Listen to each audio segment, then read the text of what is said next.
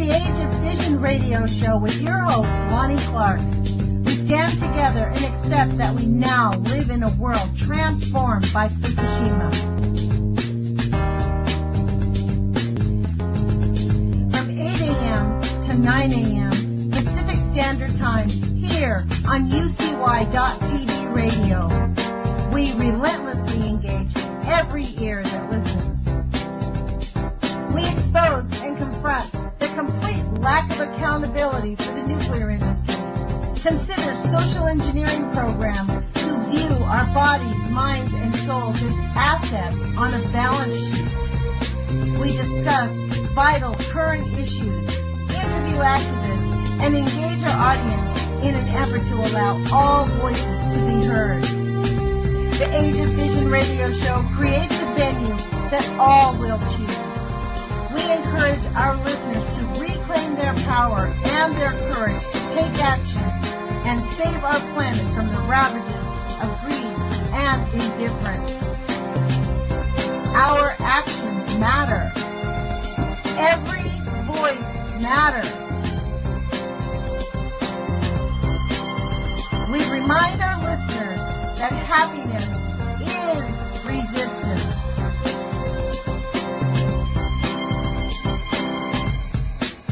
Love is greater than fear.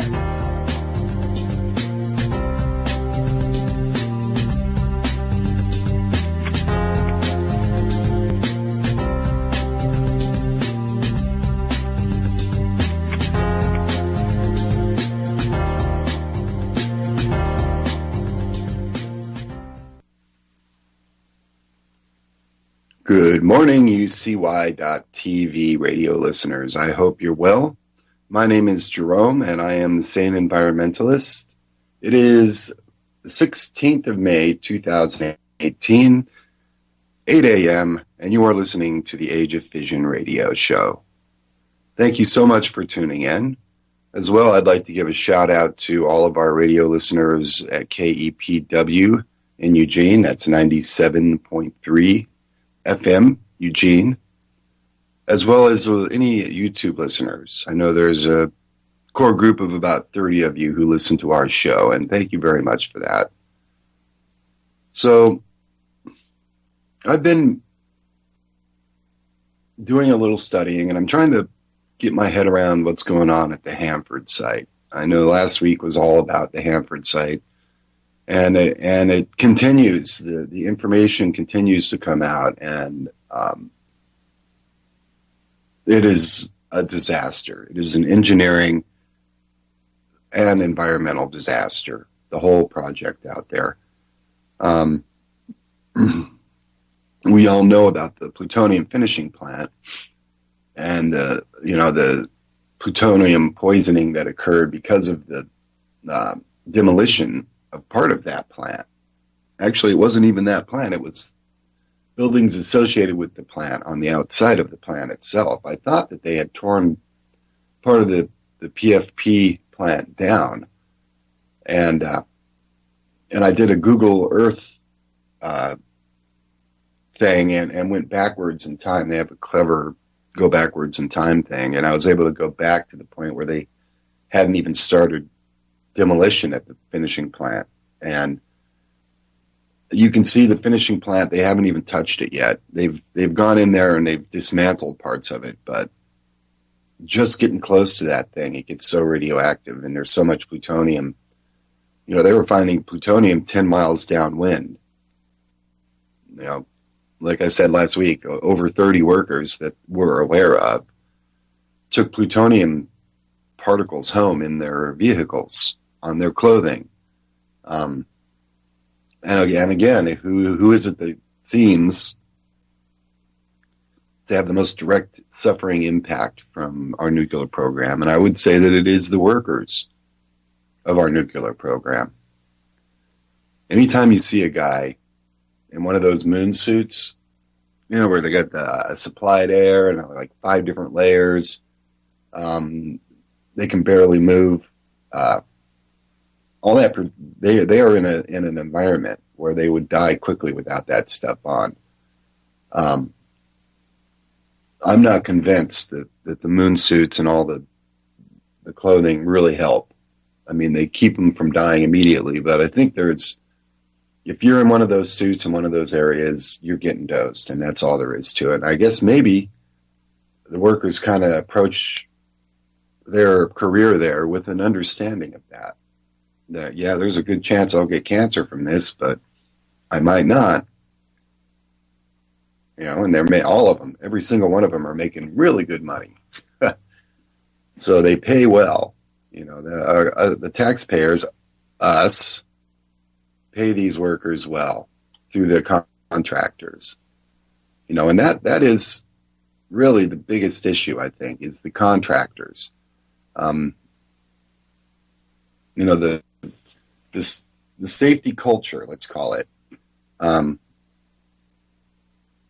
is basically get her done as quickly as you can and try to come in under budget and get done before the deadline so that you can get your bonus. That's the mindset of Bechtel and all of these companies, these contractors who are making the decisions that directly affect the health and welfare of the people of the state of Washington, really all of the Northwest United States.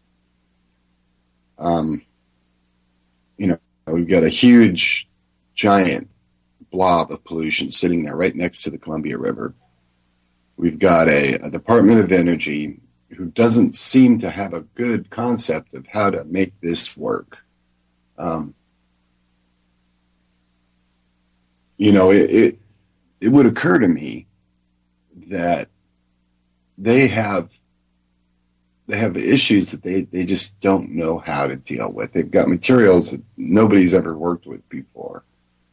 The waste in these tanks, for instance, is all very, very nasty stuff. It's a combination of plutonium, all the fission products that came out of the whole plutonium manufacturing process are in there. The minor and major actinides are in there. Plutonium, uranium, enough plutonium in that waste to where if it settles, it'll start having criticalities at the bottoms of the tanks because the plutonium's heavy and it'll settle and it'll collect together at the bottom. And if you get enough plutonium close enough to itself, it will start to react. It will start to react. It will basically, you'll have little blue flashes in that tank here and there. And every time there's a little blue flash, that's a huge giant dose of neutrons leaving the tank and also saturating the tank and causing other elements in the tank to get heavier and therefore become less stable. So your criticality is something we do not want in any of the materials at Hanford anymore. No more criticality out there. And they need to close the Columbia Generating Station. Speaking of criticalities, if that thing ever goes off, they won't be able to get close to that plant. They won't be able to get close to those tanks. And if you stop stirring those tanks, they will burn. They will combust and go up. They'll start producing massive amounts of hydrogen, and the hydrogen will form bubbles and become explosive in the air. It's a nasty thing. Basically, you just got to keep stirring that stuff, and it still burps. It still has big bubbles of various off gases that come up. And most of them are probably flammable and caustic, radioactive. Definite, every nasty chemical known to man is literally in those tanks. And some that we haven't even heard of that probably manufactured themselves as a combination of different conditions within those tanks. You don't know what's going to happen when you put these 5 chemicals together and stick it in a highly acidic environment with high temperatures. It may fuse together and form yet new compounds that we don't even understand. So basically what they've decided to do with this liquid is they're going to vitrify it. They call it vitrification. And what it is, it's a clever way to turn liquid waste into a glass cylinder. And so they're going to take this tank waste. It's mostly a sludge. There's some lighter liquids, but it's mostly a thick, heavy sludge. It's probably about the same consistency as a mostly melted shake. Okay, kind of a loose but thick with chunks in it consistency. And it's all composed of little tiny particles, grains of salt and sand and metals and other things from the years of production out there. And the salt solution, not only is it caustic, but it's also abrasive.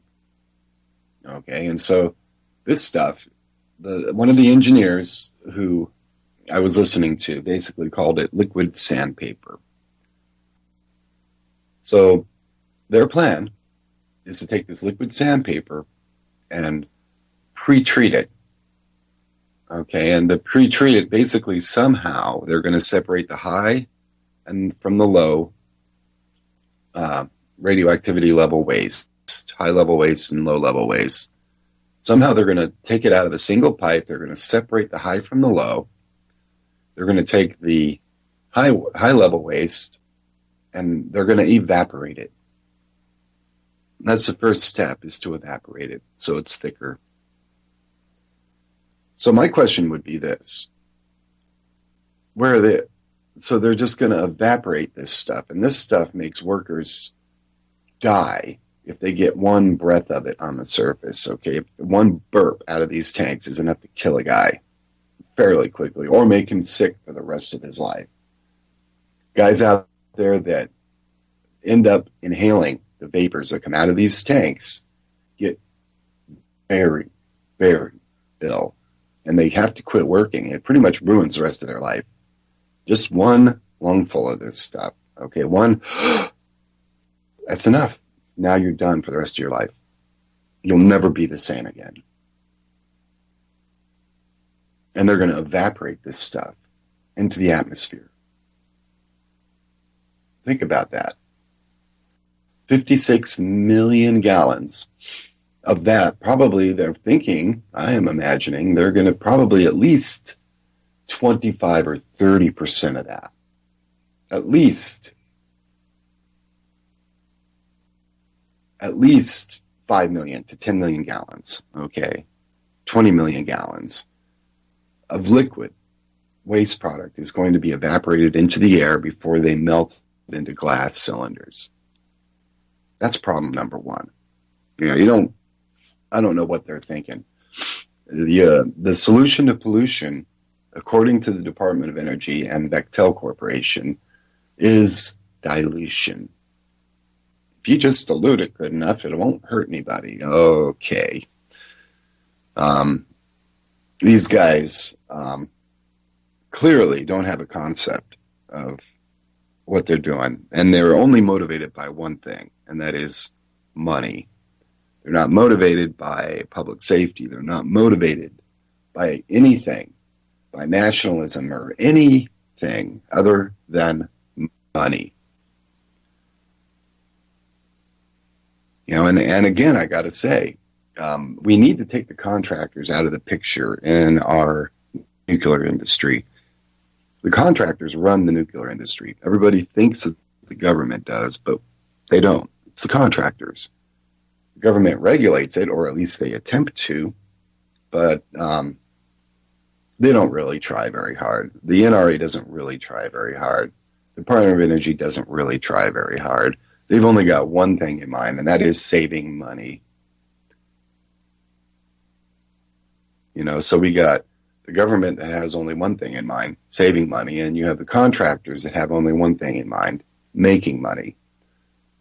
Nowhere in that picture is there public safety. Nowhere in that picture is there good engineering decisions being made that are being made because they're good decisions, not because they're the least expensive decision. One of the decisions that they have made out there is they are going to pump this tank waste into a pre-treatment facility. They, like I said, separate it into high and low level, evaporate it, make it into a sludge, and then they're going to pump the sludge over to the vitrification plants, high and low level, where it will be melted and mixed with other things and turned into a glassified cylinder.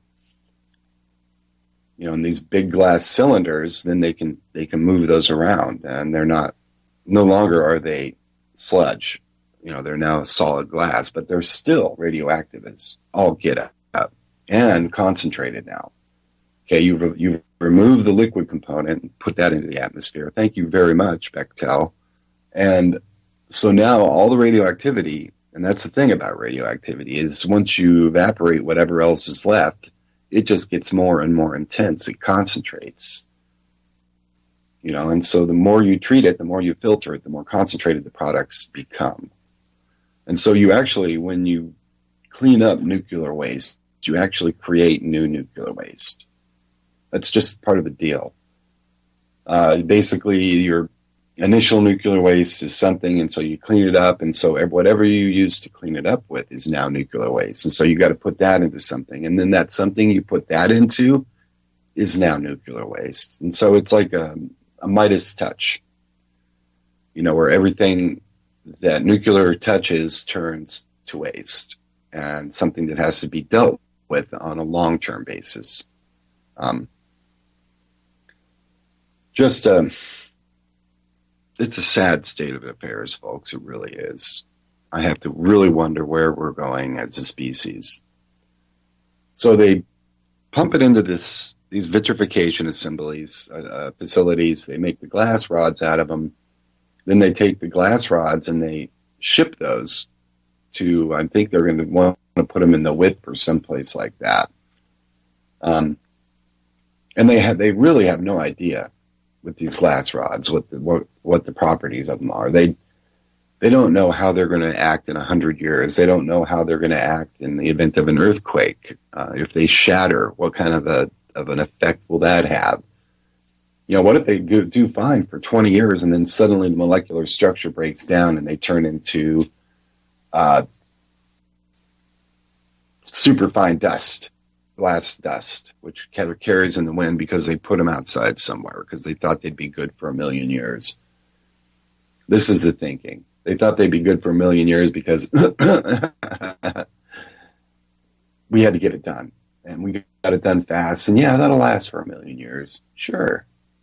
And on the other side of their mouth, they're going, yeah, but I'll be dead way before then. So it really doesn't matter if it does last for 1 million years because I got paid. It's all I care about is I got paid.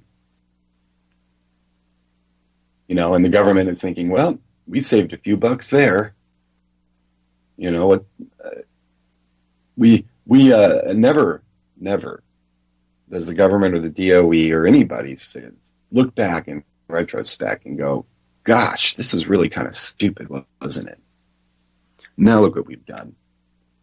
Now we've got 2 of these plants, and they are huge. I once again encourage all of my listeners to download Google Earth Pro. I know you can use a browser-based Google Earth, but the actual application is really nice. And just have a look around at the Hanford site. And the 2, the high and the low level waste pre-treatment facilities look like an abandoned, deserted old reactor building. I did a video on YouTube, and I kind of did a look around the site, and I ran by them, and I thought, what are those? Those must be old, decommissioned reactors, because they're all rusty looking and beat up looking, and at least from space. But no, it turns out those are actually pre-treatment facilities, and they are what they call sealed black cell facilities. I'm going to read a bit of an article, and this is from the Oregonian in Oregon, obviously. And the date on this is May 17th, 2013. And it is called Sealed Black Cells Stall Radioactive Waste Cleanup at Hanford Nuclear Reservation, Richland, Washington. In the late 1990s, the Hanford Nuclear Reservation's British contractor, and there's the contractor, designed the world's largest nuclear waste treatment plant around a fateful feature called black cells. 15 years, a new set of contractors, and $8 billion worth of construction later, the U.S. Department of Energy is still trying to figure out whether they'll work. The cells are enormous concrete boxes lined with stainless steels, and they will hold mixing silos to process waste from 44 years of making plutonium for nuclear bombs. They'll be highly radioactive and inaccessible to humans for the treatment plant's life. They're also central to Hanford's plan to treat 56 million gallons of nuclear waste stored in 177 underground tanks. Recent disclosures of fresh leaks in 6 of those tanks, a half dozen miles from the Columbia River, has brought renewed urgency to finishing the treatment plant.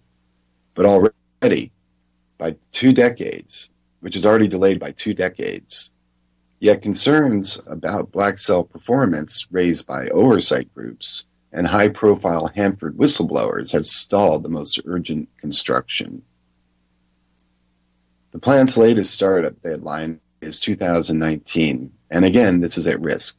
Its projected $13.4 billion cost tripled since 2001 and could go up by billions more. They're actually looking at doing a pre-treatment facility. So they're going to treat the waste before they treat the waste before they vitrify it. So they're going to pre-treat it, and then they're going to pre-treat it, and then they're going to vitrify it because they don't understand. They don't get it. They don't understand this waste. I almost can't believe it. So recent disclosures of 6 fresh leaks, like I said, renewed the urgency, but it's already been delayed 2 decades.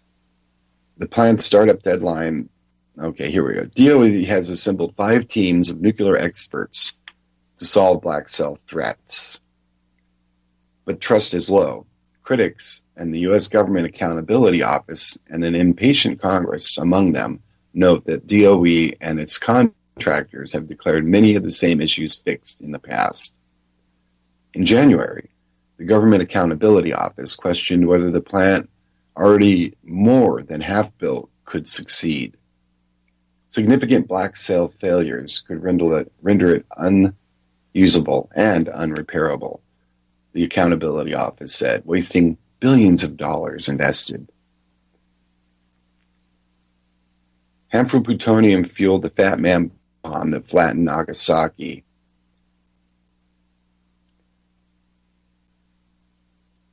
Workers at the Hanford site dumped more than 450 billion gallons of waste on land, contaminating groundwater that connects to the Columbia. Extensive cleanup is proceeding. Another 56 million gallons of the worst went into underground tanks expected to last just a few decades. That tank waste is a witch's brew, heavy with uranium, plutonium, strontium, cesium, heavy metals, and acids. It ranges from liquid to a peanut butter-like sludge, and the waste inventory based on haphazard records is often sketchy. Like I said, they don't know what's in these tanks. These complications make the treatment plant the riskiest, most complex project in our nation.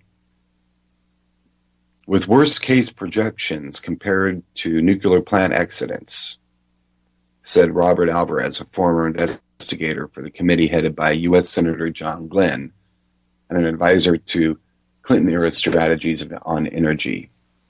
This project can't be treated the same as some sort of a sideshow, Alvarez said. We're talking about protecting one of the largest freshwater streams in America. The treatment plant may be rocket science, but the overall concept isn't. Tank waste gets piped to a pre-treatment building where it's sorted into high-level waste and low-activity waste. Sorting allows a much smaller volume of high-level waste destined for the highest cost storage to go through separate processing. The two streams feed the two vitrification plants. Gigantic 2,100-degree melters will convert the waste into molten glass. Then it'll be poured into steel canisters for long-term storage. Spinning nuclear waste into glass is a fairly well-tested process around the globe. Hanford's trouble mainly comes in the pre-treatment building, 12 stories high, lined with 15 black cells full of pipes and mixing vessels with capacities up to 437,000 gallons. The black cells will be so radioactive that human beings won't be allowed in, and remote access is limited.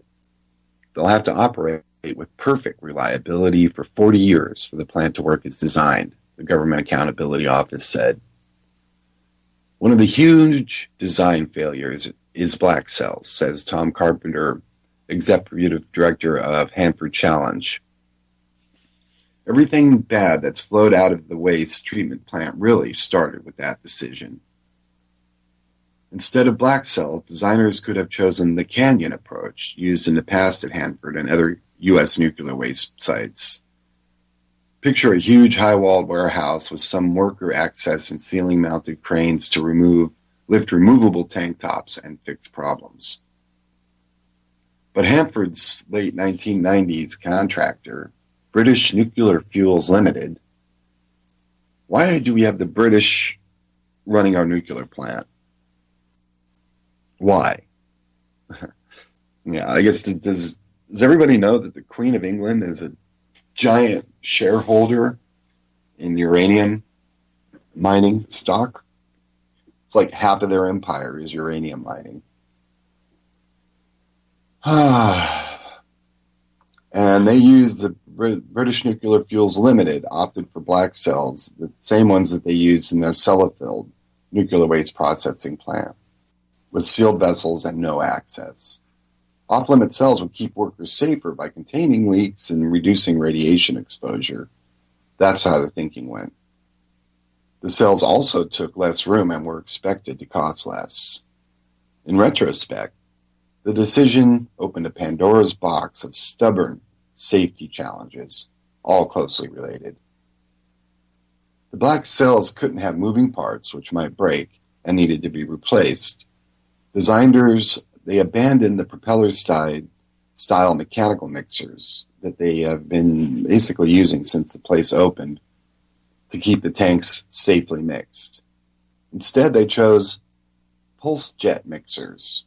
It's a turkey baster-like contraption that blends waste through suction and air blasts. Imagine getting a glass of water and sticking a turkey baster in it.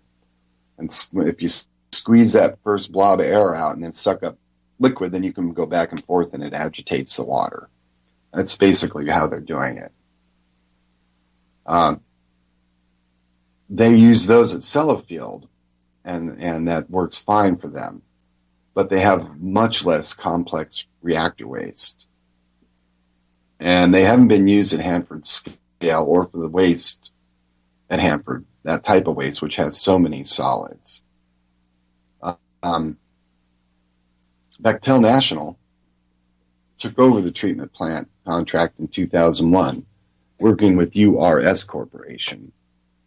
The fourth set since cleanup began. Soon and after, oversight groups began questioning whether pulse jets could handle Hanford's unique waste.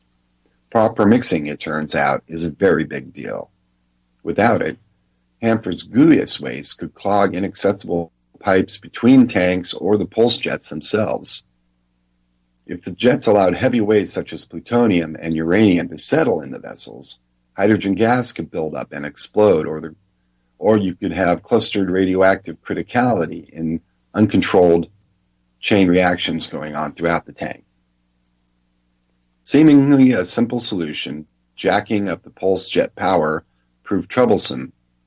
Too much force on Hanford solid waste could grind holes in the inch-thick stainless steel vessels, spilling the radioactive mix.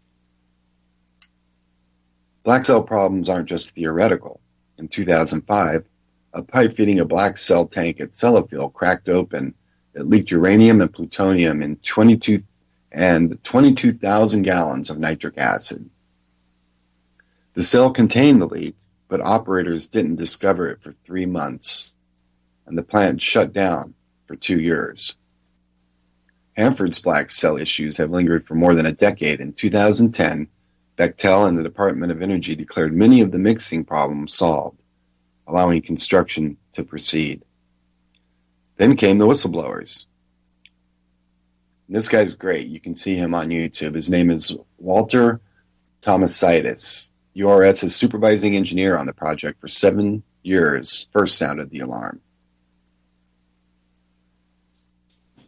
Tomasitis, who has a whistleblower lawsuit pending, said that Bechtel and the Department of Energy rebuffed his warnings in 2010, and then he was reassigned to a lesser job in a basement office. Also going public, Don Alexander, a senior DOE scientist, and Donna Bushi, a URS manager for nuclear safety, and most recently the DOE's director of engineering for the plant, Gary Brunson, now retired, all questioned the pre-treatment plant's safety and readiness. The Defense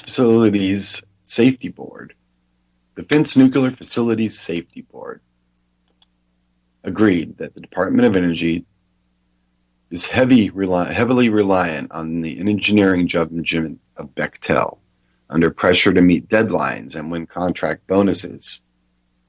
The agency granted conditional approval of designs in areas involving significant technical uncertainty, the board said. A year later, the board added another zinger. Technical dissent was discouraged, if not opposed or rejected without review by project managers, especially if it affects budgets or schedules.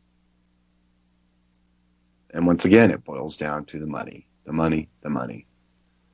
Bushi, who has filed her own whistleblower lawsuit, is still working at URS and talking about her concerns. DOE's design-build contract with Bechtel and URS was supposed to save time and money. In practice, construction has outpaced safety, Bushi said. Today, the pre-treatment plant still looks skeletal, but 29 vessels have already been installed in its black cells, without full-scale testing of how they'll work. The plant is scheduled to begin treating tank waste in 2019 and completing the job by 2047. Given the black cell challenges and tight federal budgets, Bushi said, those dates are incredibly optimistic. DOE and Bechtel hope to clear the technical hurdle as early as next year. They won't comment on the 2019 deadline or costs until the DOE-led review is done. Installing wear plates where pulse jet blasts the sides of the vessels could help. So could larger black cell openings to admit robots for repairs. What? So they don't even have the ability to get robots in there? Oh, no. There will be full-scale testing of vessels before they go live, DOE says, and more monitors in the cells to spot problems. DOE, Bechtel, and URS have made errors, said Nils Diaz, former chairman of the NRC, but they've learned from them, and nuclear experts can solve problems as they pop up. So basically what they're saying is everything seems fine.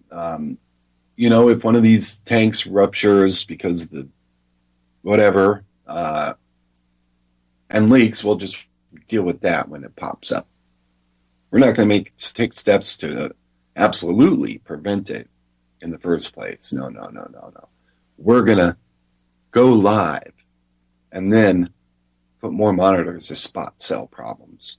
And we probably should build a door big enough to get a robot in. I mean, if we need to fix something, but robots are handy. If no human can go in there, they're not that handy. If you have a complicated valve replacement project or a junction in some pipes that it corrodes through. That's going to have to be a heck of a robot to get in there and get to that. You know, I suggest that everybody goes to Bechtel's website for the Hanford VIT plant. I think it's called hanfordvitplant.com. And look at the pictures. And they have a picture of what's going to be going on inside of these hot cells. And basically what you've got is these big giant tanks with this maze of piping on top of them. Maze. Everywhere you look, there's just miles and miles. There's probably hundreds of miles of piping in each of these pre-treatment plants. So how you're going to get a robot up 10 feet, 20 feet, 30 feet in the air to fix these pipes overhead? How are you going to do that? You can't. And these black cells will fail, just like the PFP process failed. And when it does, that could, boy, man. You know, imagine they've got, 20 million or 10 million gallons of this waste concentrated now in these pre-treatment facilities, and they've got it evaporated, and all of a sudden everything breaks down. Okay, and now you've got this concentrated plutonium mixture, let's call it that sludge that they've created, which is going to sit in the wherever it is, it'll sit there and it will continue to get hotter and hotter and hotter. The chances of a criticality go up exponentially, and you'll get little blue flashes throughout, kind of like heat lightning in the sky is the way I would picture it.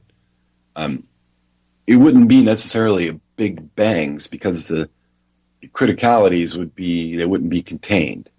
I mean, it would be a giant unleashing of energy, but not an explosive, I don't think, release of energy. It would be more like a blue, I don't know if you've seen heat lightning in the summer, but when you look up in the sky and it's like little parts of the sky just like flash, you can see it here and there, it just kind of pops off here and there. And I think that's basically the way that the unmoderated prompt criticalities could occur in those tanks. It would be like a little flash of blue here and a little flash of blue there. And, before you know it, you got sick people because each blue flash equals a giant release of X-rays, gamma waves, and neutrons. Okay, and neutrons can actually go and they can glom onto other elements in the tank and create new radioactive, unstable isotopes with brand new half-lives. Every time you get a criticality, you create more primary and secondary nuclear fission products, and it creates a whole process. So what they say is the biggest contribution to safety is to move forward and get the damn stuff out of the ground, said Diaz, who served on a waste treatment plant safety review in 2011. Every time something is delayed, the cost goes up. DOE is also considering ways to bypass the pre-treatment buildings in the short term, sending waste from the underground tanks directly to glass making. A bypass, perhaps targeting storage tanks with simpler mix of waste, could speed up treatment and back up the pre-treatment plant if it falters. But would the new storage tanks and equipment add billions to the plant's cost? Yes. Not a happy prospect for Congress. Overall, Hanford receives about $2 billion a year. So far, the Department of Energy has kept its review largely secret, asking participants to sign non-disclosure agreements. Without details, critics and watchdogs are wary. The bypass idea seems like they drew it on a napkin, said Carpenter of Hanford Challenge. Whistleblower Tomasitis thinks the robot fixes are far-fetched. There's going to be so much piping and so many vessels inside the cells going in them. It would be an absolute nightmare. You can't even walk in there. You can't even get in there. They're basically not building it. They build a black cell to specifically not be inhabited by humans. And so they aren't building walkways and passageways and places where people can go. They're basically just starting and working backwards and creating this maze that you really can't get to. And the whole idea is you pump this liquid through there and settle it and evaporate it, and it happens all automatically. But you can't have any moving parts. You really can't have any opening or closing valves. It's got to be somehow magically able to last for the entire process, which is a minimum of 40 years. So for 40 years, you got to be able to pump this liquid waste through the system. There's just no way. There's no way that anything could last 40 years under the onslaught of this chemical sludge, especially under pressure. If it's just sitting there in the tank, that's one thing. Maybe getting mixed around a little bit. But if you're forcing it through jets and pipes and this and that, and it's going by stuff, it A, is a very abrasive, and B, very radioactive and chemically poisonous as well. It's a trifecta of liquid death right there. If you got a drop of it on your hand, that would probably be enough to kill you. That's how nasty this stuff is. Screaming hot radioactive parts of it. Like the stuff in the double-shelled tanks are leaking at the bottom of the tanks is so radioactive that they don't have a Geiger counter that's able to detect it. It's too radioactive. I know that sounds weird, but there's just so much radioactivity coming off of it that you've got to go to a whole new level of detection to be able to detect that high a level of radioactivity. I couldn't believe it when I heard that. I was absolutely stunned. I'm like, so radioactive a Geiger counter won't even be able to work? It pegs it. You got to come up with a new Geiger counter with a much less sensitive detector or something to be able to measure that much radioactivity. And that is the stuff that we're dealing with. And they're going to be pumping it for 40 years through a dark cell canyon with pulse jets that are blasting it and pipes that can break and corrode and clog, and no way to fix it if any of that happens. That is, in the simplest, in the essence of it, a disaster waiting to happen. I just couldn't imagine what would happen if, 6 months after they get it going, then, we got a major breakdown and the whole process stops. Nothing. We can't do anything about it. What about your waste tanks? Well, they're in there and the pulse jets are working. So they're working, and what we don't realize as citizens is that the pulse jets are working all right, and they're basically eating through the steel of those tanks. They're basically blasting. It's like a sandblaster, and it doesn't work well unless you really have the pressure up high. So basically, they're using a sandblaster with some kind of a wear shield. But that's not going to last forever. That will break down. That will wear out. And over 40 years, those tanks, boom, they're going to go. There's going to be failure, and there's going to be huge spills of this radioactive sludge all over the place inside of those buildings. And then they'll not only be just radioactive because they're supposed to be, they're going to be really radioactive because now they've just got an out-of-control mess. How do you clean that up? Okay, and now, you're not even able to get to your vitrification plant because it's all radioactive around there. It's gotten loose, and that's the way it'll be. So I don't think that they have any idea of what the heck they're doing here. I don't think that it's like asking a child to fix it, And God, what a mess we have created. What a mess. Just, we have allowed people of Earth, we have allowed our governments to threaten us with utter destruction and loss of everything, our lives, our families' lives, our animals' lives. I was thinking the other day, my good friend has a dog. I've known this dog since he was a little puppy. He grew up in the Colorado Plateau, sniffing and snorting and drinking out of puddles and being a dog. And now he has cancer in his larynx and throat, big giant tumors pushing in on his larynx, so he's not able to breathe. And I got to thinking, every dog I've ever known in Colorado that has died of cancer. Every single one of them. And it was always big giant tumors around either their kidneys or their bladder or their throat.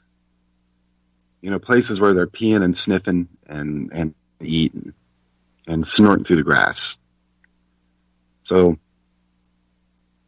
I don't think that's a natural thing. I don't think animals are all supposed to die of cancer. I think there is a certain amount of old age that should occur amongst animals, but most of them die of cancer. And 4 out of 10 people will get cancer in their lifetime. If I'm talking to 10 people right now, 4 of you will have cancer before it's over. 40%. Cancer used to be almost non-existent. Now it's 40%. Senator Ron Wyden, Democrat from Oregon, chairman of the Senate Energy and National Resources Committee, has pledged to boost scrutiny of the Hanford cleanup and to make it a top priority in Congress. So, right to Ron Wyden, he's a Democrat from Oregon. But safety concerns mean change won't come very quickly, said Ken Niles, who heads the Oregon Department of Energy division that monitors Hanford. Niles is, quote unquote, not very confident the plant will be able to fire up in 2019. He does think the treatment plant can succeed despite its checkered history. I hope so, he said. We're 10 years into construction. To start over would be disastrous. So that is basically the Hanford story as I see it right now. We've got the plutonium finishing plant, which is, they started decommissioning and people started getting plutonium in them right and left. You'll remember that, those, and the results are out as far as what kind of a long-term effect and impact is that going to have on people that inhale that stuff. The Joe construction guy who's making $100,000 a year on this job, but man, he's suffering. He's gonna be one of the 4. He's now increased chance that he's the 4 out of 10 to 100%. So I'm outside. It's a little cloudy here in Eugene, Oregon. 68, 70 degrees. And life is good. Very good, I gotta say. And it's hard for me to look around in this beautiful little environment and imagine that just to the north of here is this huge toxic mess. And I don't know what we can do. I really don't know what we can do about that, folks. I just don't know. I would say contact Ron Wyden, contact your, start making phone calls, call the Nuclear Regulatory Commission, call the Department of Energy and say, hey, you guys need to do a better job overseeing what's going on at Hanford because this is unacceptable. We aren't going to go for this. But, most people won't. Most people will be just, well, it is the government, and they're going to do what they do, and they've got our best interests at heart. They really do believe that. Believe that the government loves you, and they have your best interests at heart. Do you really believe that? I don't know that I do. I really don't. I think that in many ways, the government has its own best interests at heart, and we are just an inconvenient person in the way. We are people in the way of what their big plan is, and it's all about money. So another thing we need to do is we need to understand that we need to get the privatization out of the nuclear industry. As soon as we privatized, as soon as we turned over the nuclear keys to some company for profit, we created a situation wherein there's going to be cheating, there's going to be corners cut, there's going to be safety issues that are ignored and pushed under the rug, where people who go, hey, that's dangerous, will get fired for saying that's dangerous. And before you know it, there you go. We have the Hanford site. We have 56 million, with an M, gallons of this sludge, which they are going to evaporate. Reminds me of, where was that? It was Rocky Mountain Arsenal. And here's a site that got cleaned up and everybody's forgotten about. But the Rocky Mountain Arsenal, that's where they made nerve gas, nerve agents, toxins, Agent Orange. The Shell Oil Company with DuPont worked out there to make all the nasty carcinogenic chemicals and nerve agents that the U.S. has doesn't have. We claim to not have them in our stockpile, but we do.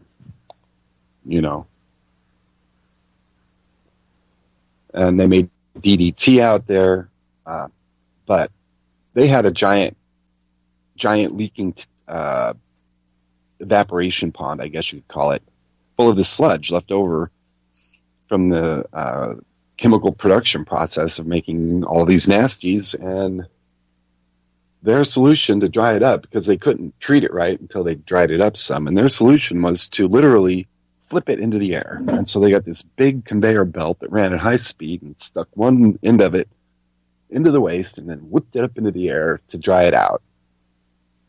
People downwind in Commerce City, Colorado, became violently ill.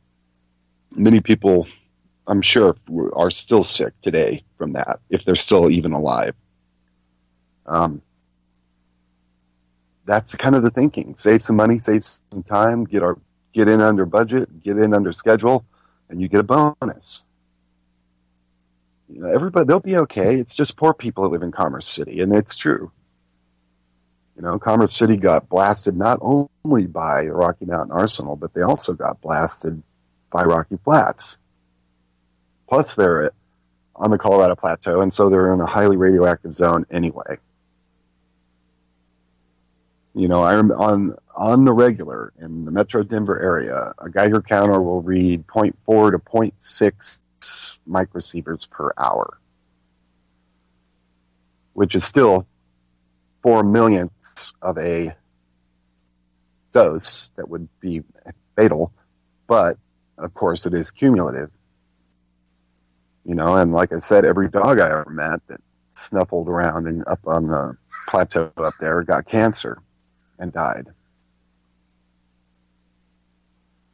So, and many people also get cancer and die up there. I bet you if you did a real search, you'd find that there is 5 or 6 in 10 on the Colorado Plateau chance of getting cancer in your lifetime if you live there.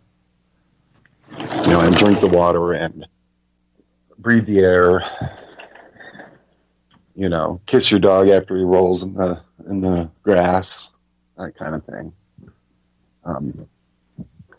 So I think we must be wrapping up here. We must be getting close to 9 o'clock. 54, we got 6 minutes left. I'm going to try very hard to do this right today and not end in the middle of a sentence. I have a hard time. I think, and Lonnie pointed out that it ends at exactly 59. So what you got to do is pull up your little computer digital clock so you can see the second hand, as it were. And so that's what I'm going to do. So I guess in conclusion, and to wrap it up today, we have some severe issues in the Northwest United States regarding this vitrification process and the pre-treatment process. It's just not going to work. You know, I'm looking at a picture of this high-level pre-treatment plant, and it doesn't really look like a building. It looks like a giant machine, and I guess that's really what it is. It's not designed for people to go into. It's just a maze, basically a football stadium-sized maze, 14 stories tall, of pipes and tanks. And as soon as the day that they start filling those tanks with waste and processing it, the whole inside of that giant football stadium-sized structure will become so radioactive that people can't even go in there. And in the first year or two or 5 or 10, you have a major failure, which you will. There is literally no way to repair it. It's like shut it down, hope it doesn't go critical. You can't get anybody in there. You could probably pump some of the liquid back out of the tanks, but you still got tons of residual and other waste in there, and everything is going to be polluted. And now you have an even bigger mess. Now you've not only got the tank waste, but you also have the building itself is now a gigantic. What are you going to do with that? You know, what are you going to do? Take it apart and put it in dry casks? I mean, the whole thing's going to be filthy radioactive. Filthy radioactive. And it is, we've let the genie out of the bottle. And now what are we going to do? That's basically how it feels. Like we literally had a genie in a bottle, we let the genie out of the bottle, and now the genie is running around killing people, and we can't get it back in the bottle. You can never get the genie back in the bottle, folks. So, I guess what can we do as people on the earth? What can we do to? Nothing. I can't think of anything. We can raise our voices in concern. We can try to involve ourselves, you know, in the process, which is what I try to do, and try to make a difference, try to educate other people, you know, to raise their voices and get them involved in the process, because we have been disconnected from it. The genie's out of the bottle, it's raising havoc, and we are being told that there is no genie. You know, the emperor has no clothes on. We are just tricked into thinking that, oh, that's just the way it should be. It's okay. So at any rate, my name is Jerome. I am the Sane Environmentalist. Thank you so much for listening to the Age of Fission radio show, and look forward to upcoming changes. There's upcoming changes on the horizon. I want to give a shout out to my co-host Lonnie Clark, to Jules and UCY TV, and I hope you have a good day. I did it.